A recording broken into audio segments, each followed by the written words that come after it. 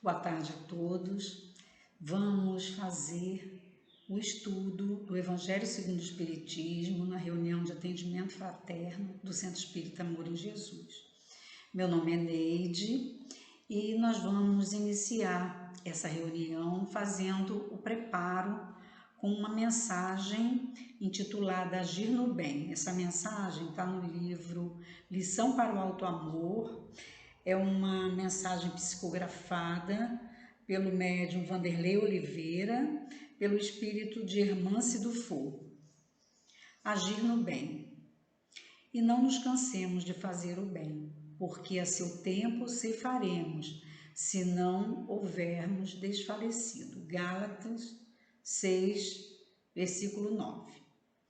Desejando fazer o bem, muitas vezes você toma como referência os movimentos de largo porte em favor do semelhante e termina esquecendo as pequenas migalhas que alimentariam a alma e a emoção de infinito número de criaturas ao seu alcance.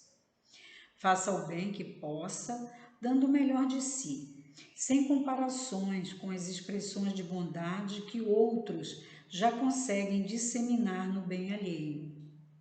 Esperar por condições para realizar pode ser declarado em vigilância e acomodação. Entregue-se ao serviço sem pensar nos resultados. Ofereça sem esperar. Envolva sem juízos precipitados. Deixe seu coração dirigir suas manifestações de afeto e solidariedade. Depois do ato desprendido de cooperar, procure pensar nas aquisições morais que lhe enobreceram o caráter com a ocasião de servir. Certamente, o efeito desse exame será impulso renovador, que alimentará ainda mais a sua sede de ser útil nos dias vindouros, consolidando em sua alma o desejo sincero e continuado de agir sempre no bem, independentemente da quantidade de suas ações. Bem, agora que nos encontramos harmonizados, vamos elevar nossos pensamentos até o Pai Celestial. Senhor, aqui nos encontramos para mais um estudo do Evangelho. Te rogamos, Pai, que Tu possas, através dos Teus mensageiros, nos intuir nesse trabalho de hoje. Que eu possa, Senhor, captar os ensinamentos, que eu possa interpretá-los e que possa também transmitir a todos aqueles que se encontram nessa ligação conosco. Abençoa o nosso trabalho de hoje, abençoa todas as pessoas que estão nos assistindo, que possa cada lar receber energia renovadora de paz, de saúde e de alegria. Que assim seja. Bem, o nosso estudo de hoje, o Evangelho de hoje, é o capítulo 13, é o capítulo Não saiba a vossa mão esquerda o que dê a vossa mão direita. E o que me coube é o item 4, os infortúnios ocultos. Então eu vou ler só aqui o primeiro trechinho para que a gente possa se situar. Nas grandes calamidades, a caridade se emociona e observam-se impulsos generosos no sentido de reparar os desastres. No entanto, a par desses desastres gerais, há milhares de desastres particulares que passam despercebidos. Os dos que jazem sobre um gravato sem se queixarem. Esses infortúnios discretos e ocultos são os que a verdadeira generosidade sabe descobrir, sem esperar que peçam assistência. Bem, então a ideia central do texto de hoje, do nosso estudo de hoje, são os infortúnios ocultos, são aqueles que a gente não consegue perceber, são aqueles que a gente tem que se empenhar para descobrir. Então, quando acontece uma calamidade, que todo mundo fica sabendo, que vai para a mídia, Então as pessoas são solidárias, trazem muitas doações, né? Seja de alimentos, seja de roupa, remédio, água, e todos correm para socorrer, né? Porque é uma calamidade, todo mundo fica sabendo, né? Um desastre que é muito divulgado. Mas o nosso estudo de hoje, ele fala dos infortúnios ocultos, porque a pobreza, né, a desigualdade social, ela existe no nosso dia a dia. Ela não surge de vez em quando como um desastre, ela faz parte do nosso dia a dia. Todos nós convivemos em nossas cidades com a desigualdade. Então, nós vemos a desigualdade em todas as esferas, né? A gente é perto da nossa casa, é mais distante um pouco, é no outro estado, mas a gente vê a desigualdade como uma coisa assim global. E nós temos que estar atentos para poder ajudar. Não vamos esperar aparecer na mídia fazendo uma campanha grande para nós buscarmos. A gente tem que detectar aonde está essa pobreza extrema, né? Essa miséria, tanto a miséria material e a miséria moral, né? Elas estão aí próximas a nós. Só se nós taparmos os nossos olhos é que nós não vamos enxergar, mas ela está aí evidente.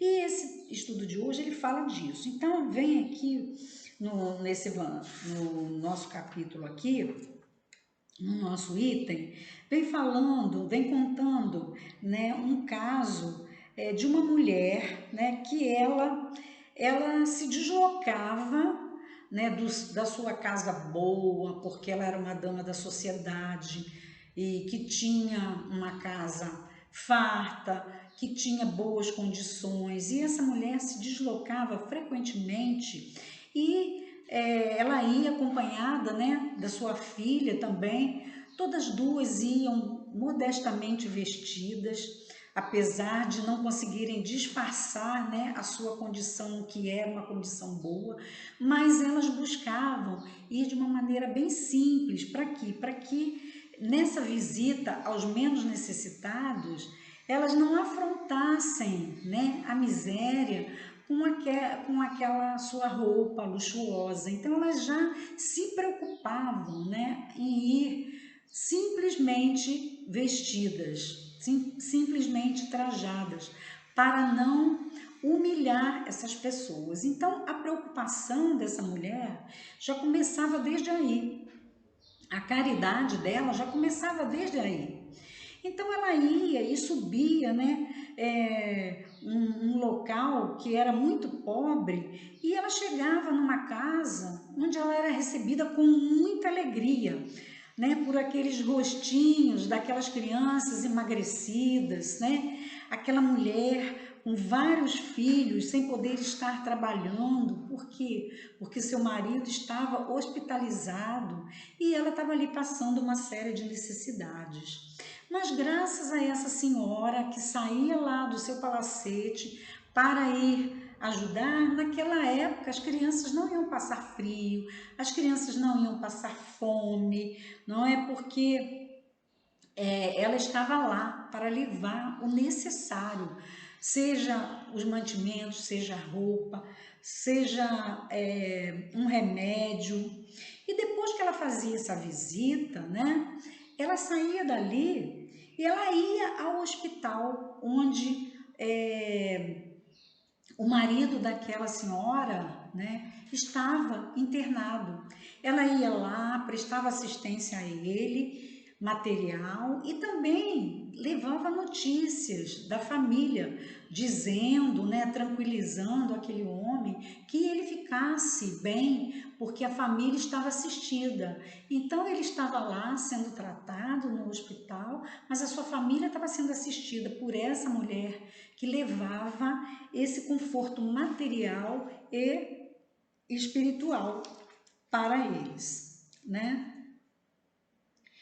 E aqui no Evangelho fala assim: e qual era o nome dela? Onde ela morava? Então, isso não importava. Ela era espírita? Também não importava, porque não é importante, né, saber nenhum desses detalhes materiais quando a gente quer fazer a caridade sem ostentação, porque a gente não precisa aparecer. E esse era o caso dessa mulher. Para aquela família, ela era, né, como diz Kardec aqui, o anjo da consolação. Não precisava saber o nome, né? Então, ela se preocupava com todas essas coisas. E ela levava a filha também, e a filha ia aprendendo com ela a ser caridosa também, como fazer esse trabalho caridoso.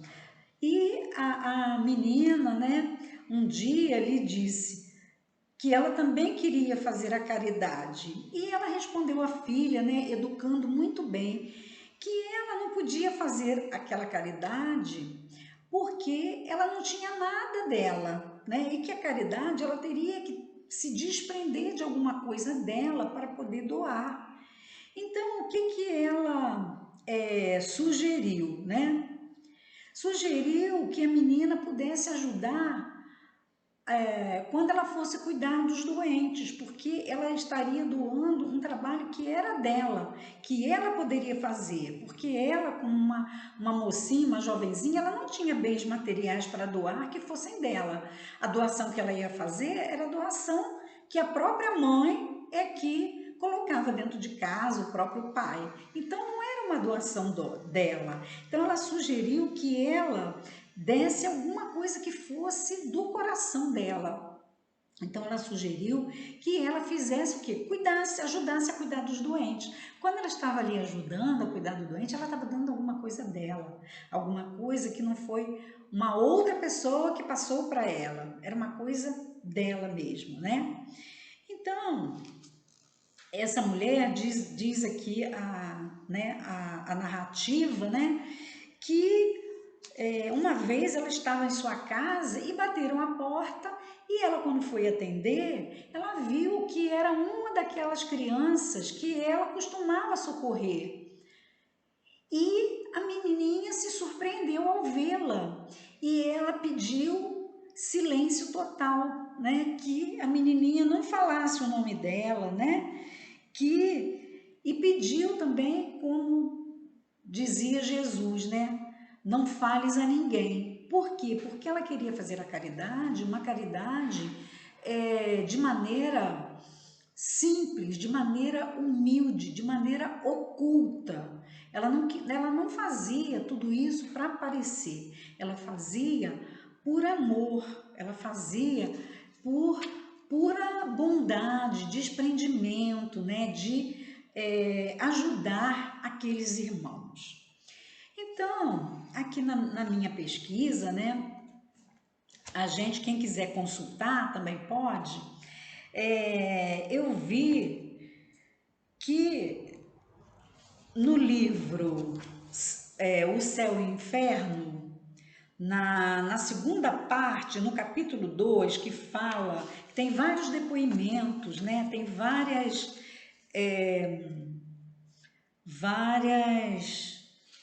comunicações de espíritos. E aqui, nesse capítulo 2, tem aqui a psicografia de vários depoimentos de espíritos felizes. E aqui tem um que é justamente o dessa mulher. Então diz aqui que na sua última encarnação ela tinha sido a Condessa Paula. Então eu vou ler só um trechinho aqui do que foi essa mulher nessa última encarnação em que Kardec narra aqui a bondade dela nesse capítulo do Evangelho. Então diz assim, a Condessa Paula, isso está no livro O Céu e o Inferno, no capítulo Os Espíritos Felizes. Era uma jovem mulher, bela, rica, nascida em família ilustre e, além disso, um modelo completo de todas as virtudes de coração e espírito.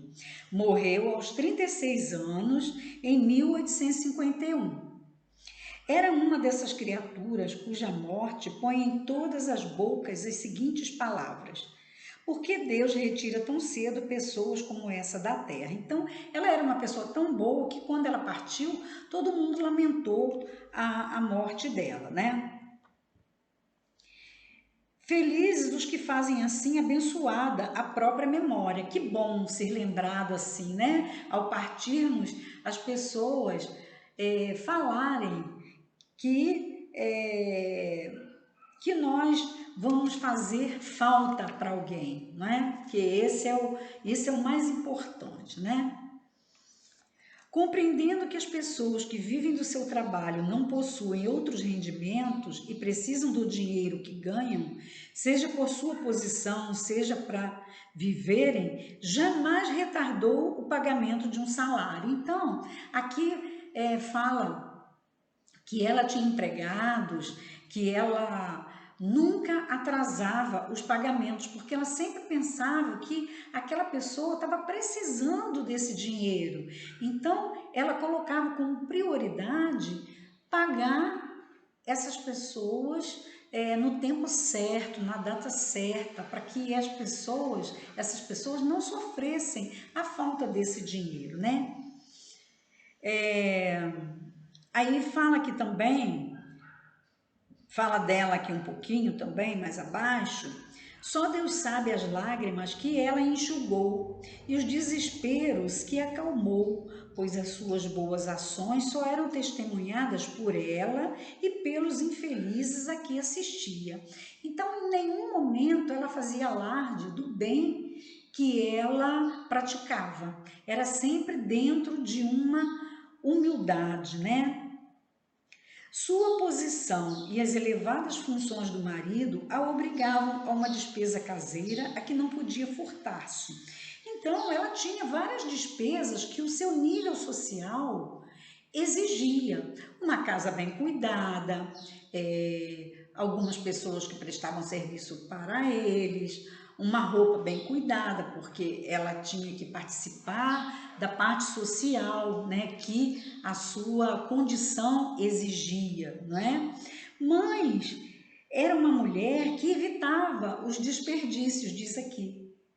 Ela sempre poupava para quê? Para que sobrasse mais, para que ela pudesse fazer mais pelos necessitados. Então, ela não desperdiçava o dinheiro que ela tinha, só porque era numa quantidade maior, ela não desperdiçava esse dinheiro, ela sabia usar bem esse dinheiro para usar em benefício dos necessitados, né?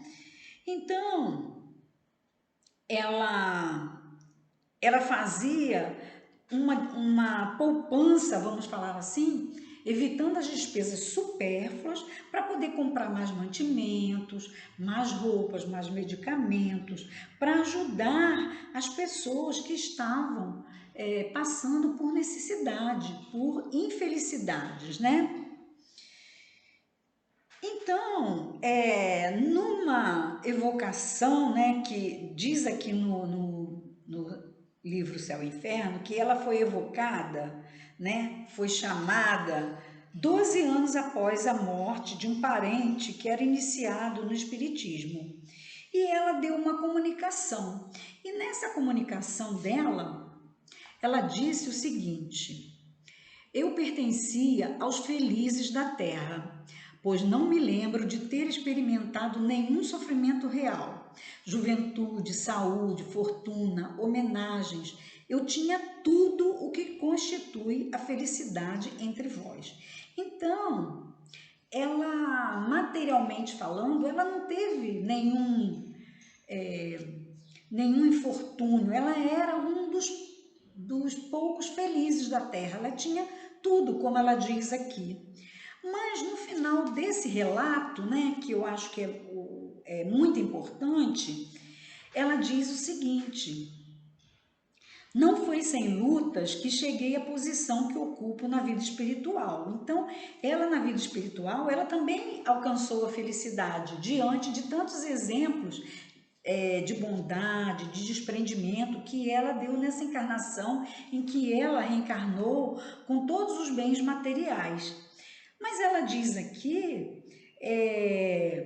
que essa missão dela, essa encarnação dela, em que ela reencarnou com toda a riqueza, com todos os bens materiais, não foi sempre assim.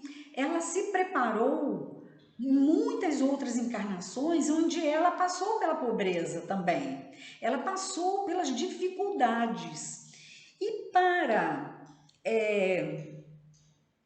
para consolidar, né, esse progresso dela, ela solicitou nessa última encarnação a prova da riqueza. Então ela diz assim: durante muitas existências, passei pelas provas do trabalho e da miséria que voluntariamente escolhera para fortificar e depurar a minha alma. Tive a felicidade de sair vitoriosa dessas provas, mas restava ainda uma a enfrentar, a mais perigosa de todas, a da fortuna e do bem-estar material, de um bem-estar sem mistura de amarguras. Nela estava o perigo. Antes de tentá-la, desejei sentir-me suficientemente forte para não sucumbir. Então, essa foi, assim, aquele teste final. Ela pensou, passei por várias dificuldades em outras encarnações, mas será que eu vou me sair bem na prova da riqueza? Na prova, né, do poder? Será que eu vou me sair bem? Né? Então, ela tinha esse receio de não conseguir se sair bem, que chegando aqui à Terra, a fartura, os bens materiais fossem modificá-la, né? Naquele seu propósito de servir. Aí ela vem deixando aqui uma comunicação aqui para nós, que eu acho que é uma comunicação assim muito boa para nossa reflexão. Eu, a dama nobre, ganhei como vós o meu pão com o suor da minha fronte. Sofri nas privações, passei pelos maus tempos, e foi isso que desenvolveu as forças viris de minha alma. Sem isso, eu teria provavelmente fracassado na minha última prova, o que me afastaria bem longe da atual situação. Como eu, tereis também a vez de passar pela prova da fortuna, mas não vos precipiteis pedindo-a muito cedo. Então ela vem nos alertar assim que a prova da fortuna às vezes é necessária para nós, mas que a gente não se precipite pedindo uma prova dessa se a gente não se sentir preparado, né? E aí também veio assim à minha mente uma outra reflexão.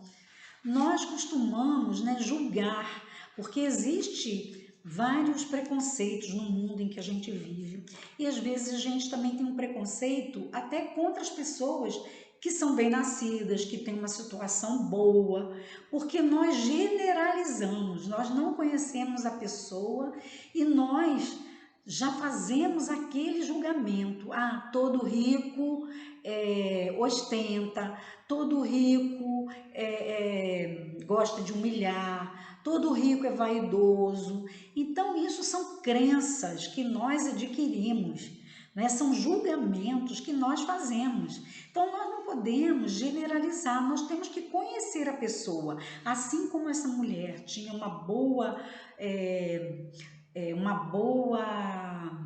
aceitação na sociedade, né? Como ela tinha uma boa casa, como ela tinha boas condições econômicas, mas ela fazia caridade, fazia de um jeito que muitas outras pessoas que se chamam humildes porque são pobres de bens materiais não fariam.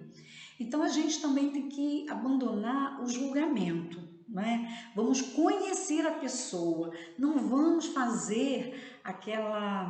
ter aquelas ideias preconcebidas de olhar uma pessoa só porque ela está bem vestida, a gente achar que ela é esnobe, né? Às vezes a situação dela exige que ela se apresente assim, mas o coração dela a gente não sabe, a gente tem que mergulhar fundo para conhecer, a gente tem que conviver. Então fica aqui, né, esse exemplo. E aqui no finalzinho, eu queria deixar aqui o encerramento do nosso estudo de hoje, com as palavras dessa condessa Paula. Ela diz assim: e vós, os que sois ricos, aqui ela está se dirigindo aos ricos. Tende sempre em mente que a verdadeira fortuna, a fortuna imperecível, não está na terra. E compreendei por que preço podereis merecer as graças do Todo-Poderoso, né? Então fica aí esse alerta, né, dessa mulher, esse espírito já evoluído, um espírito feliz, mas feliz porque conquistou essa felicidade, porque não foi dada a ela por graça divina. Todos nós conquistamos a nossa felicidade. Então, meus irmãos, fica aqui, né, o nosso estudo de hoje, que a gente possa colocar esses ensinamentos no nosso dia a dia. Então, nós agradecemos a atenção de todos, que o lar de vocês seja abençoado, né? Que todos vocês sejam abençoados e que possamos colocar no nosso dia a dia essa caridade verdadeira, essa caridade real. Então vamos agradecer, né, a Deus nesse momento, esse momento que nós tiramos para nós, momentos de paz. Senhor, queremos te agradecer pelos ensinamentos desta tarde, que possamos nos espelhar nesse espírito feliz, mas um espírito tão evoluído, capaz de abrir mão de tantas coisas em favor dos menos aquinhoados com o pão e que se encontram na miséria. Que possamos olhar em volta de nós e reparar as desigualdades, os infortúnios ocultos e socorrer esses nossos irmãos. É assim, Senhor, agradecidos por essa lição de hoje. Pedimos que nós possamos estar em paz em todos os momentos e pedimos a Tua permissão para encerrarmos esse nosso estudo de hoje. Que assim seja. Meus irmãos, eu só quero deixar um recadinho. Todos os nossos estudos, né, o estudo do Evangelho, eles ficam gravados no YouTube, no canal do Centro Espírita Amor em Jesus. Então, se vocês quiserem ver algumas outras palestras, alguns estudos sobre o Evangelho, muitas outras palestras, estão todas no canal do YouTube. É só se inscrever lá no nosso canal Centro Espírita Amor em Jesus. Fiquem com Deus. Muito obrigada pela atenção de todos.